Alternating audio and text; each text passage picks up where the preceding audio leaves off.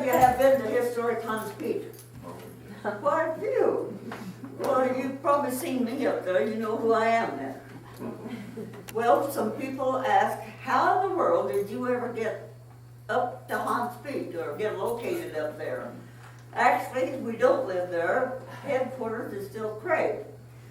But it was about 55 years ago, when right after we moved to Craig, that we always liked to go out on Sunday afternoons, and Saturday we'd like to go out and explore the country.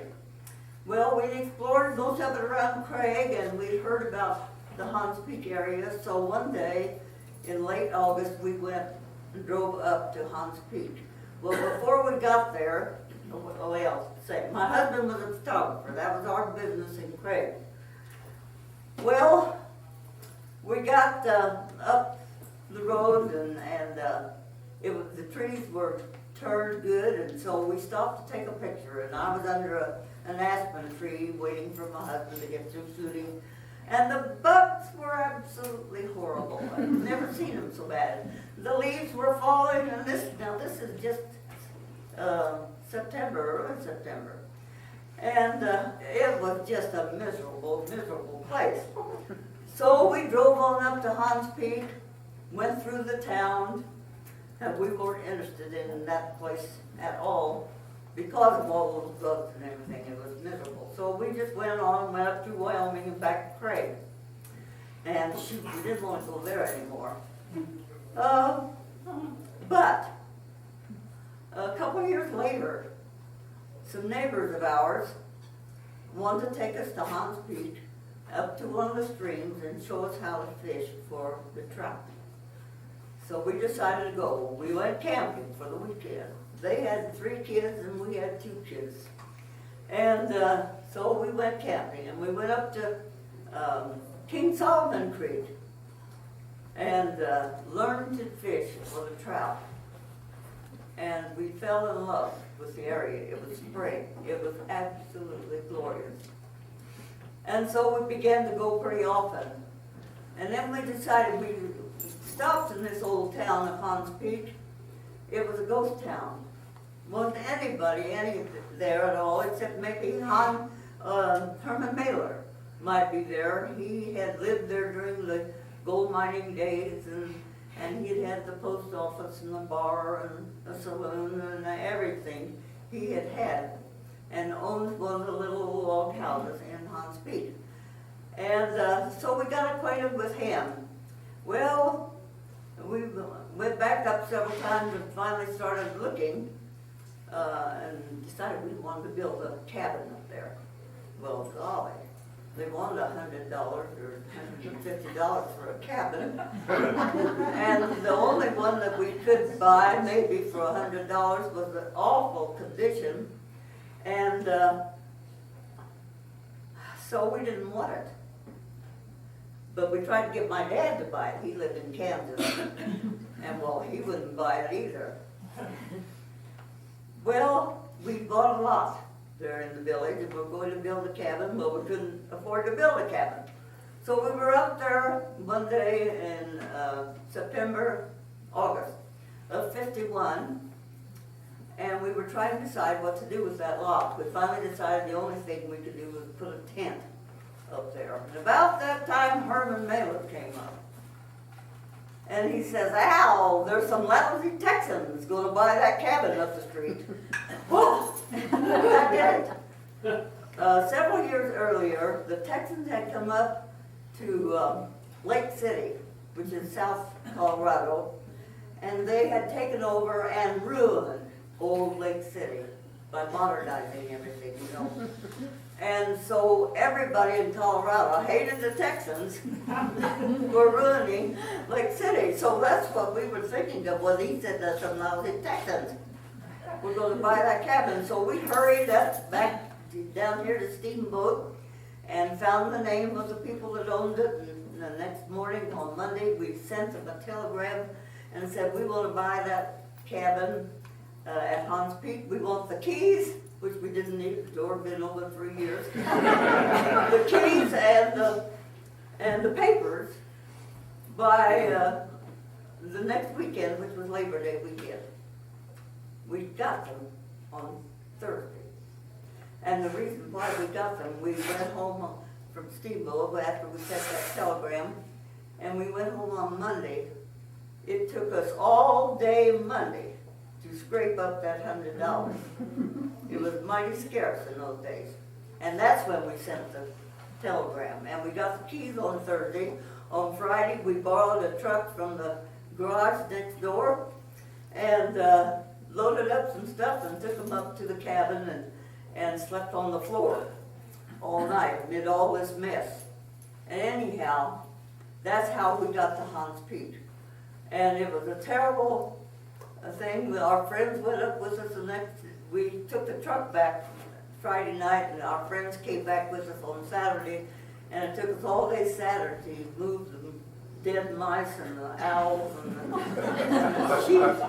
dead sheep back there on the floor and all these things. It took us all day Saturday, and then we had a big bonfire, and since then we've had lots of fun.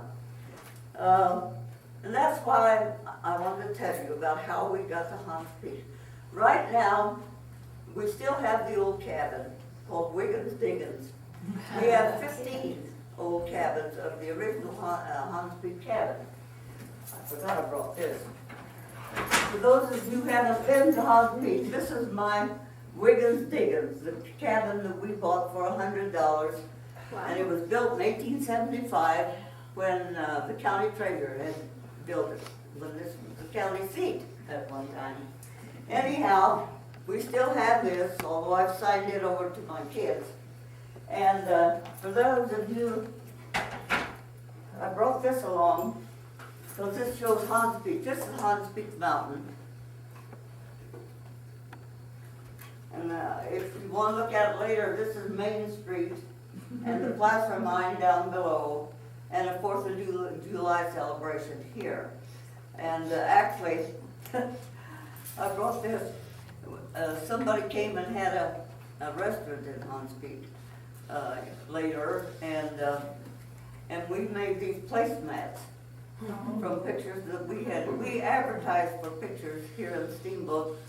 After we got that place up there, we advertised for old pictures of Hahns Peak, and we have quite a bunch of copies, ones we have copied. In fact, one of the kids skiing to school, which is up on the ski house, and around several places, is one that we copied and from our collection. So now I'm going to turn the lights on, and anybody want to ask anything? Indians were there in the summers at the time the gold mining started in Hahns Peak, and they were up on those mountaintops, and they resented it after the gold miners all came and everything. They resented very much the gold miners being there and taking up their land, you know, their happy hunting grounds. And then one of the miners went to Colorado and told him, "We do not want your happy hunting grounds. All we want is the yellow stuff that's in the streams." And of course that wasn't all exactly true, but anyhow the Indians stayed a few more years, and then the government, you know, moved them all to Utah. And so it was in 1862 that Joseph Hahn came there. He was from Germany. And actually his name, at that time we called Hahns Peak instead of Hahn. Hahn, his name was Hahns. And I think the school teachers started calling it Hahn, the broad A. Anyhow, Joseph Hahn discovered gold in Willow Creek, which is very close to the town of Hahns Peak, which wasn't there at the time, of course. And it flows into Steamboat Lake, if you have been there. And he was enthralled with the amount of gold he found, so he went on back to Georgetown, which was over here near Denver, and was the town in those days, and to bring back a bunch of people to go for the gold. Well, it happened that, I guess I better stand back here. it happened that the Civil War intervened, and he could not find or bring people over at that time. So he had to wait, it was 4 or 5 years before he got back. And it took them all summer. He finally got 50 or 60 men to go back over the mountains with him. And it took them all summer because they had no trails, no nothing. The snow was deep when they went. They started in late May, and there were no trails to follow or anything. It took them all summer, and they did not get to Hahns Peak until August. And so they started looking over the mountains and trying to find some gold. And then they decided, after just 3 weeks I think it was, they decided that they did not have enough supplies to last the whole winter. So they went back over, most of them did, except Joseph Hahn and Doyle and Way was his name. And the three of them stayed. And they built a little old cabin and to stay in, and by March, they decided that those three did not have enough to stay during the winter. They had run out of everything but coffee. And they had killed the grouse, and what deer they could find. Of course, the elk go down and aren't up there in the winter.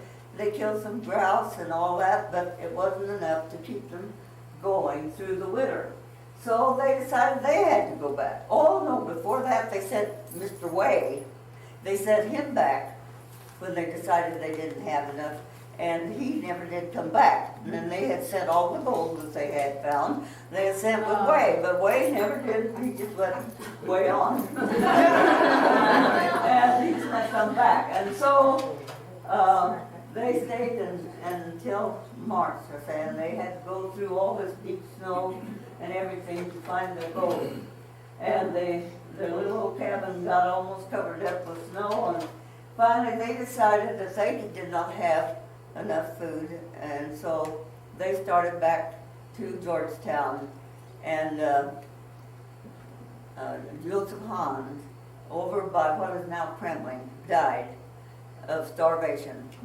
And so things laid there for several years, and then this man called Bibleback Brown, who was over in the Wyoming, just across the border, over near Savory, and he was up there looking around, and he saw all these things that the miners had left, all the pots and pans and the tents and everything. He found what they had left, and he got drunk one night at the bar and exploded and told all about this stuff that he had seen, and he was going back and mine there, which he did, and that actually started the gold rush to that area. What was his name again? Huh? What was that gentleman's name again? That last person you told about? What was what? Bibleback. Bibleback Brown. Mr. Farwell was a rich man from Chicago. And after gold had been discovered there and things began, he decided to come and open a mine near, well, it wasn't Hahns Peak town or anything yet, but he decided to come and open a mine, which he did. And he started with a dredge and played around with that for a couple of years and found very little gold. Well, in the meantime, he had decided to go on some other place to do the mining, but to do that he had to build a water ditch so they could have water to do their other type of mining. And he built a ditch 27 miles down Farwell Mountain north. And that was quite a project to dig it by hand. And he finally got it done. Well, he started a little town over there, and he called it International City. And there weren't any women around, but he had built a store there, had a store, and he bought 200 dresses and put on the shelves of that store. Well, he kept it, I think it was for 3 years, and they never did find enough gold, although he went up into the mountains and tried some of the placer mining up there, but they didn't find it. And finally he sold out, and but what do you do with 200 dresses? Well, he sold the store and he sold the dresses right along with the store, because they never did have any women there. And so finally he gave up. Oh, by the way, he was a very religious man, and he wouldn't allow any bars or saloons or girly houses in his town, which he called International City, although most people called it Bug Town because all the big bugs lived there. And so some old cabins were built along the way every time they did this project. And like I say, they built that 27-mile ditch, and then he bought some property, this Farwell did, bought some property up the line, and he was going to do the other type of mining, and so, but he never did find any gold up there, so he sold out to a man from Rawlins, Wyoming. And then somebody extended the ditch to just above what is now Hahns Peak. And so they started the placer mine just below there. And of course the miners from Bugtown had to come over to Hahns Peak to do the work. And finally they just decided to move over there, which they all did, and work in this type of mine. That's the type that you wash all the rocks and stuff down the path, and it leaves gold, you know, and corn. And so it was, let's see, what was it called? Oh, anyhow, they moved over to work in this mine. They also moved the town, built the town, started the town over by the mine, and they called it Hahns Peak, which it is now. But they allowed, and it had several saloons in it. I don't know about the early houses, but Hahns Peak town. About 30 years ago, my husband Al and I decided to take a hike and see if we could find anything of that tunnel, of that water ditch, and this is what we found, all in bad shape. Anyhow, Ed Burnett was one of the old miners, and he was a very famous, he was a bachelor, but he was well liked, and the type of man you would like to see around a place like that. And I don't know that he lived in a cabin like this, but a lot of the miners did. And one time when Al and I and our 3 kids and our neighbors went up to stay all night, the cabin we stayed in had only 2 beds, which the couple stayed in, and Al and I in one, and we had the 5 kids on the floor between us. Well, we also had my dad from Kansas, and where was Dad going to sleep? Well, I thought of this cabin that we had been up to see. This is a very small cabin, and they had just room for 2 chairs and a table and not much of anything else. It was real junky. But do you know where that guy slept? Under the table. So that night, we were staying in a cabin, and my dad, I told you, was with us. And this old Herman Mailer, the one guy at Hahns Peak, came down and asked my dad to come and stay at his place, because he knew there wasn't room for him. Well, Dad refused. And I said, Dad, where in the world are you going to sleep? Well, he didn't say much, but when it came bedtime, do you know what he did? He took his bag and put it under the table. That was the only floor space left, was under the table. And I decided that's probably where that guy slept too. Anyhow, the big mine up there was a Royal Flush mine. It was an underground mine. And, I wanted to tell you about that. place. This was a place we had been in that mine several times, and it was full of rocks and water was running out of it. And we had been in it several times until, how many years ago did the government say we had to close all the mines? I don't know, but now you can't even tell the mine was there. Our landmark, our favorite landmark is no longer visible. Anyhow, we went in the mine, but this is some of the mining. It ended up that they had 1.5 miles of tunnel in that mine, and the first few months that they had it, they had to crawl into the mine. And I don't think I'd like to work in a place like this, because the hole was pretty deep underneath if they fell. And I always looked at this and I thought that guy on the left, I've told hundreds of people that guy was holding the ceiling up. But when you look real close, you can see he has an axe in his hand and is pounding away at the rock to get the gold out. Anyhow, they put that train in, and then they didn't have to crawl in anymore, and so it was a lot nicer to work there. There were little mines every place, and this one especially was rather unique. And I don't know how many mines they used for it, but the miner had to ride the bucket down into the hole. And the holes weren't awfully deep, but he still had to ride the bucket down into the hole and send up his bucket full of ore, and then when he was through, why, he rode the bucket back up. And it was kind of a tight squeeze, I'll bet. Anyhow, the snow was always deep when winter came, and they used dog sleds an awful lot to haul their stuff. And there were stores there that had to bring up their groceries from the Steamboat area. And they had a stage line, ran a stage clear to Columbine, which is 5 miles. And it looks to me like they had a real hard time going through whether there was fresh snow.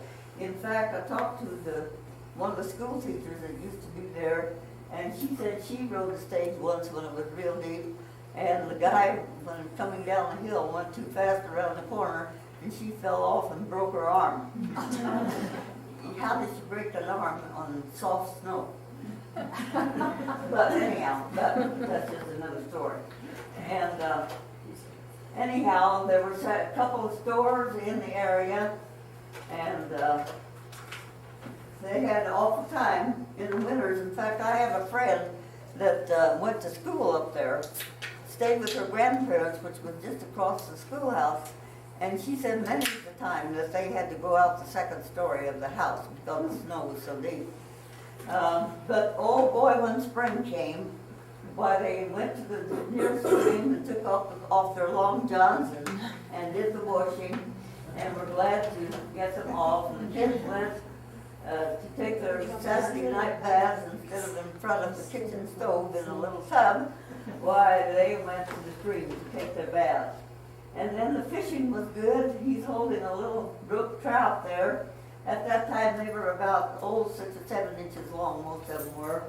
And the fishing was real good at that time. And then the women went out to do the practicing with their guns. This gal was a real whiz, I guess, at shooting the gun. And then before this, when there were just men, they had no chickens. And they really had a bad time because the men like to have eggs for breakfast, and they very rarely could have eggs for breakfast. And so it was a great day when the women started coming and living at Hahns Peak area, and they all raised their own chickens and had their own eggs. This gal was going out for a spring ride. You can see that the leaves are not out on the trees yet. I wonder how those gals rode side saddle and with those long skirts and all that. But this gal, she was a real whiz. You know what she's doing? Well, she's flipping flapjacks. Can you see that one by her ear? And then one over here. Well, it used to be quite a common thing to have a flapjack race. And she was real good at it. Then when late summer came, just about this time, why they began to look for fruit. Sarvis berries is a real common berry here. Many of you know that, and make jelly out of it every year. And then they began to hunt. They had grouse and hung up their deer, and they didn't have many elk up there. They never have. And hung them up to freeze for the winter so they would have plenty of food. And then I have never known exactly what this picture is, but I say it's a Sunday afternoon. Because, you know why I say that? They're dressed up. Well, if you look at the man, and you can't see them very good now, but they have their black suits on and their black derby hats. And so I say this is a Sunday afternoon fun time. And then this woman enjoyed skiing, and you can see how long our skis are. We have in our schoolhouse, we have a pair of skates that one of the little girls had. Her daddy made them for her, and they're about 10 feet long. How in the world she handled those long skates and skis, you wonder. The dog sleds were very handy to have, both for going to school and going to the stores and all that. And then the elk leave our part of the country when it comes winter, but they go down towards Steamboat here. And did you know that they go up and down the mountains in single file? And it's quite fun to watch them. Oh yes. We had quite a few unattached men that lived around the Hahns Peak area, and they lived by themselves, of course. And this one man lived about a mile from the town itself, and he used to come to town every weekend to do his shopping. But one weekend he didn't arrive, and so they began to wonder about him and formed a crew to go up there, and they found him dead in his house. Well, then the custom was to form a group like this and to go up with the casket and bring the body down. Well, there happened to be a woman, a reporter from one of the Denver papers there, and she insisted on going up there with those to bring the body down. Well, another time, they had a few bottles of intoxicating liquor with them. And after they got up there, why, they sat and ate their lunches and drank their liquor, and she got drunk. And so when the time came for them to come back down, she was not able to handle the skis. You know what she did? She rode the casket down.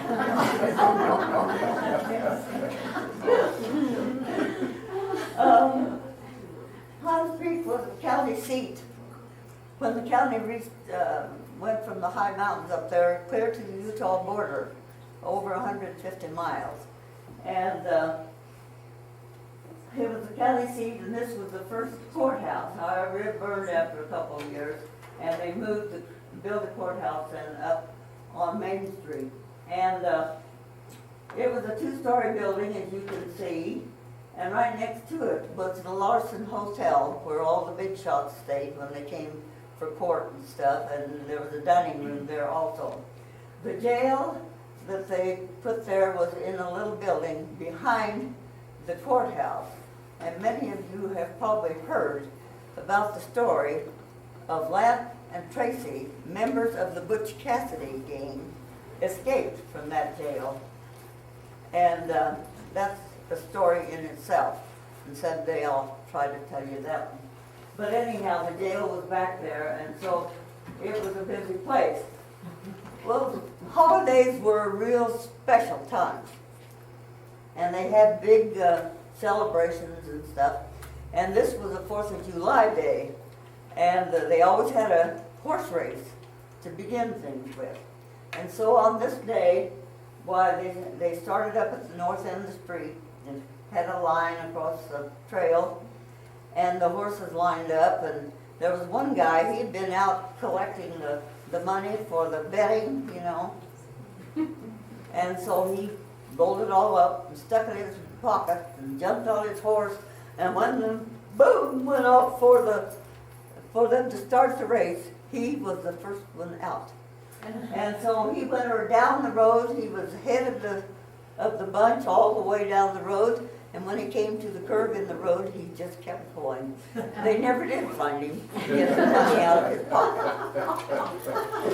And they had lots of races, foot races, and many of you know what the three-legged race, you can't hardly see that, can you? But they had three-legged races and all kinds of things. And the county was a big one, as I told you, and it took them a whole week to come in their covered wagons to the county seat to pay their taxes. And they'd usually stay a week and in the valley down below the village, and then take them a week to go home. It was quite a thing. And we thought the railroad was coming over to Hahns Peak. It came, where's the town over here that it comes to? Not Walden, but over here someplace anyhow. The train got to there and they were supposed to bring it on to Hahns Peak, but they never did make it. Well, in fact, I guess the vines were about to fade out, and so they never did come on over the mountain. So this little boy, he built the Hahns Peak Railroad himself and called it the Hahns Peak Railroad. This is the hotel I told you about, and part of the gang that came and stayed there for their court cases and stuff. And the north part of Main Street looked like this. And well, this is, I think, after it kind of went to pieces, and this is where it remains. And this happens to be the oldest house in Hahns Peak. It was built, it was old at 1900, and is still there. The Wither family here in Steamboat owns the cabin, and although most of the Withers are gone now, and the cabin is getting in very bad shape because they haven't taken care of it. But I got a report the other day that the Wither man, Pete, I think his name is, lives here, is planning on rebuilding the thing next summer. And so we're glad to hear that, because that's a real precious item for us. After the mining quit, well, they went to a logging cruise. I didn't tell you about the mines. The biggest mine, I mean the biggest underground mine that I told you about, there was over 1.5 miles of tunnel in that mine, and it was outside of the Hahns Peak, and the placer mine was just below on the west side of Hahns Peak Village. And the miners came over from that bug town to work there, and let's see, what they call it? Can't remember, but then it was renamed Hahns Peak. But anyhow, the loggers came in and did that for several years, and they had some real big logs, as you can tell. And then they built the old fire lookout, which is on top of Hahns Peak. And how many of you have been up there? It's a fun trip to go up. But anyhow, they built this fire lookout there, and they had to build it out of rocks and boards, and they couldn't get wagons up there, so they had to carry the logs up or take it up horseback. And so they built this old, but then later, a few years later, they rebuilt it, and this is the fire lookout as it is today. Now, it hasn't been used for 50 years now, but originally they had the apartment was down below there, and then their machines were all up above in the glass cage.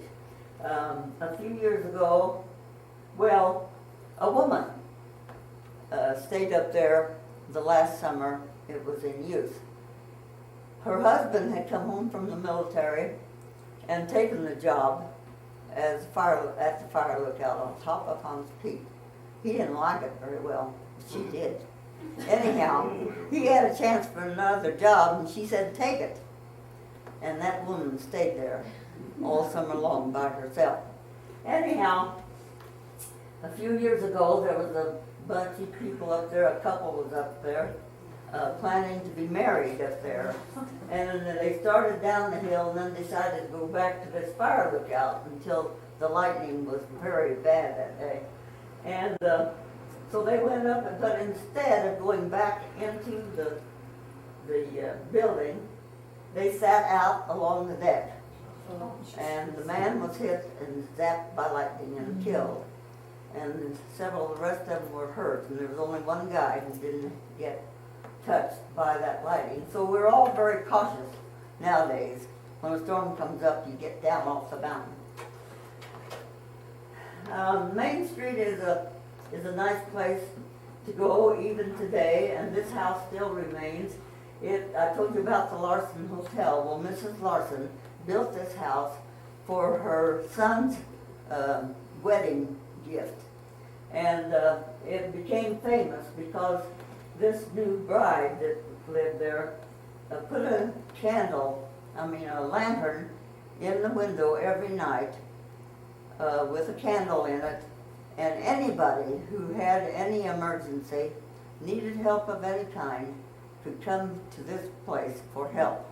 And so it was a very famous and well-respected place. And it is still there. Well, the school kids, after the women came, of course there were kids. And they didn't have any place for the kids to go to school. One time they had it in the back of a store building, and right next to it was the jail. That wasn't a very good influence. And then they had it in an empty building just out of town for a while. But finally, they have the school in the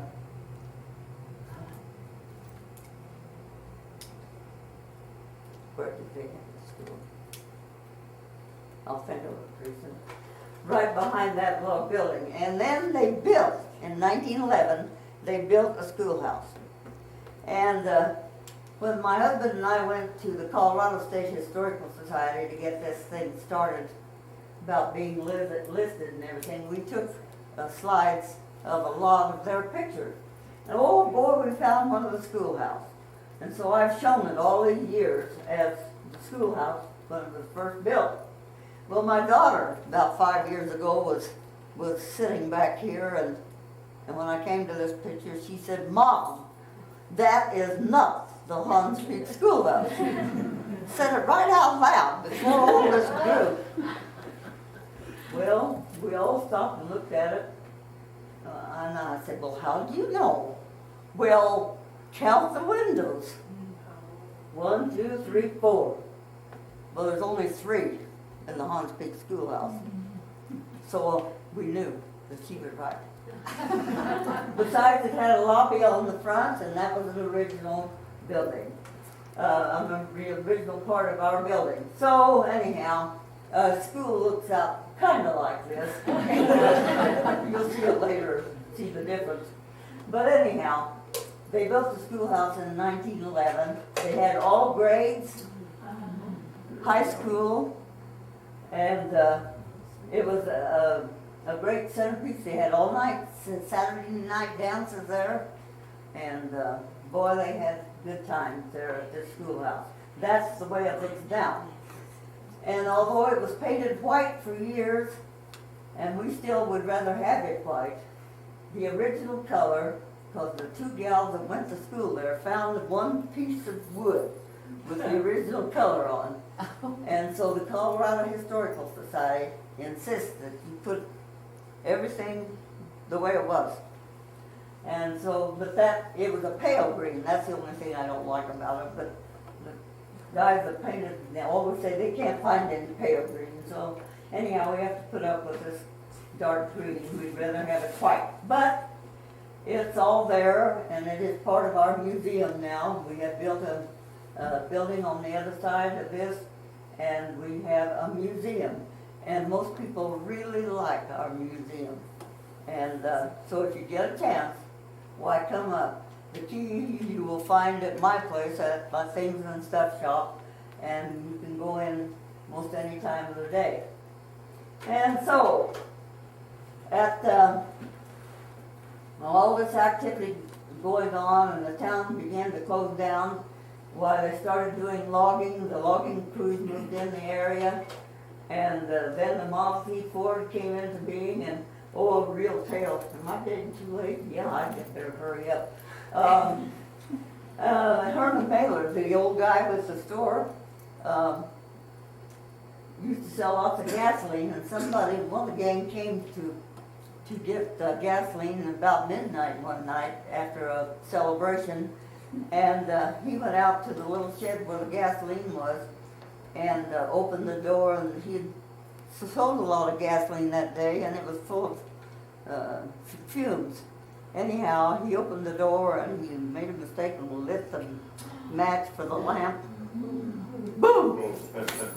It all went up in smoke, caught the store on fire, burned the store, and pretty soon after that boom, pretty soon the canned goods got too hot and began to boom across the rooms, and everybody had to leave afraid they'd get hit by the booming cans and everything, and the store burned to the ground. Anyhow, the Model A's were a fun building, and so this picture is after we had bought Wiggins Diggins up there, and we always went up the 1st of May to see how deep the snow was and how soon we could get to Hahns Peak. And we have wondered so many times, what was different in those days. The mountain was still the same, and the flowers bloomed were the same color as they are now. And there's one of our prettiest flowers right now, Indian paintbrush. And the asters were probably over the hills just like they are now. But in the fall, the trees turned the same color as they do in our days. But they didn't have this road to stand on up above and look out over Steamboat Lake, which they didn't have either. But Sand Mountain was there. And I say that we have better sunsets than they did in those days. Anybody guess why? Pollution. Because of all the pollution in the sky, and we have beautiful sunsets. Terrific.